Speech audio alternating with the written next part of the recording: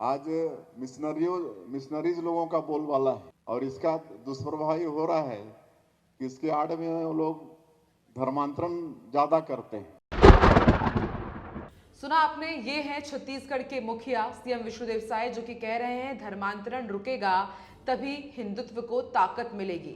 यानी कि साफ कर दिया गया है धर्मांतरण और हिंदुत्व के साथ कि इस बार भी विधानसभा चुनाव की तरह लोकसभा चुनाव में बीजेपी इन्हीं दो मुद्दों के पिच पर इस बार चुनाव खेलने वाली है, इसी पिच पर वो खेलेगी।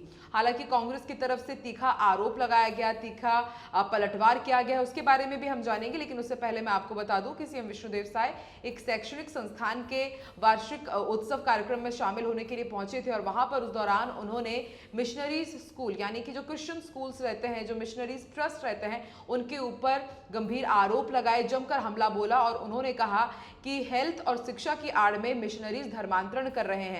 और इसके साथ ही उन्होंने ये कही कि अगर हम हेल्थ और शिक्षा के क्षेत्र में अलग जगाएंगे तो धर्मांतरण रुकेगा और इससे हिंदुत्व को ताकत मिलेगी। अब देखिए, कोई भी बीजेपी नेता अगर इस तरह के बयान देता, इस तरह की टिप्पणी करता तो चल जाता, लेकिन जब खुद प्रदेश के मुखिया विष्णुदेव साय धर्मांतरण के ऊपर बोल रहे हैं तो इससे आप समझ सकते हैं कि धर्मांतरण छत्तीसगढ़ में कितना बड़ा और गंभीर मुद्दा बन चुका है कि अब खुद विष्णुदेव साय को इसके ऊपर बोलना पड़ रहा है। और ये हम सभी जानते हैं कि किस तरह से सदन छत्तीसगढ़ में यानी कि बस्तर हो या फिर सरगुजा हो, इस क्षेत्र में काफी ज्यादा धर्मांतरण के केसेस सामने आए हैं। पिछले साल नारायणपुर में तो आपने देखा था कि आदिवासियों में और जो कन्वर्टेड आदिवासी थे जिन्होंने ईसाई धर्म अपना लिया था, उनके बीच खूनी संघर्ष तक हो गया था।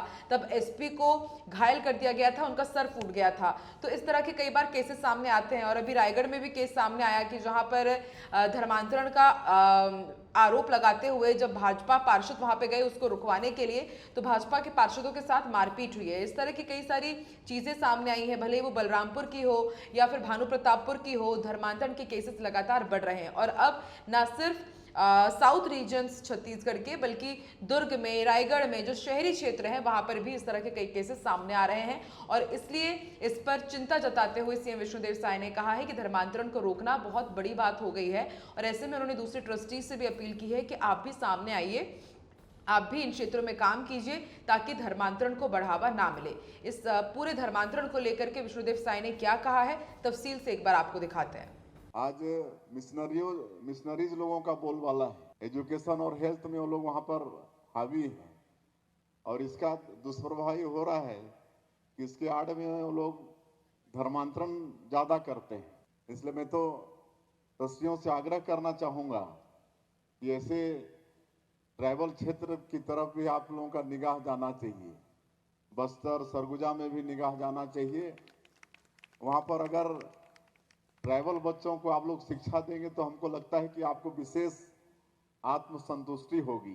तो देखिए, छत्तीसगढ़ में हम जानते हैं कि धर्मांतरण ना सिर्फ एक बड़ी समस्या है बल्कि एक बड़ा मुद्दा भी है, चुनावी मुद्दा, जिसको लेकर के कांग्रेस और बीजेपी कई बार आमने सामने आई है। पिछले बार भी धर्मांतरण का मुद्दा जोर शोर से उठाया बीजेपी ने, और इस बार जब बीजेपी की तरफ से खुद सीएम विष्णुदेव साय ने इस मुद्दे को उठाया तो कांग्रेस इसमें पलटवार कर रही है बीजेपी के ऊपर कि आपकी तो डबल इंजन की सरकार है, आप कानून बना लीजिए।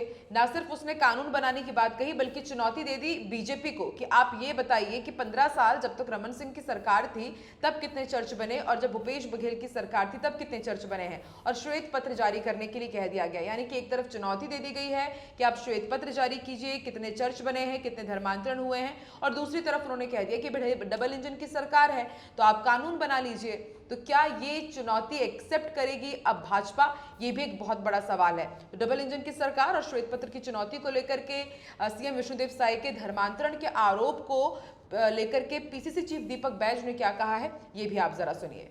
15 साल की सरकार में सबसे ज्यादा धर्मांतरण हुआ है, सबसे ज्यादा चर्चे बनी है। इस तरह से भारतीय जनता पार्टी को सबसे पहले श्वेत पत्र लाना चाहिए। राज्य में भी भारतीय जनता पार्टी की सरकार, केंद्र में भी भारतीय जनता पार्टी की सरकार, तो कानून बनाने में कौन रोका है? तो भारतीय जनता पार्टी इस तरह के हथकंडे अपनाकर चुनाव जीतना चाह रही है। तो सुना आपने, पीसीसी चीफ दीपक बैज साफ कह रहे हैं कि श्वेत पत्र सरकार को जारी करना चाहिए। अब बड़ी बात ये कि क्या सिर्फ ये एक सियासी मुद्दा बनकर रह जाएगा धर्मांतरण का, क्या जो नुकसान हुआ है कांग्रेस को विधानसभा चुनाव में बस्तर और सरगुजा में, क्या इसलिए कि जो धर्मांतरित लोग हैं या फिर धर्मांतरण के खिलाफ जो लोग हैं उनके लिए कांग्रेस ने कुछ नहीं किया, इसलिए बस्तर और सरगुजा में लगभग सुपड़ा साफ हो गया है कांग्रेस का।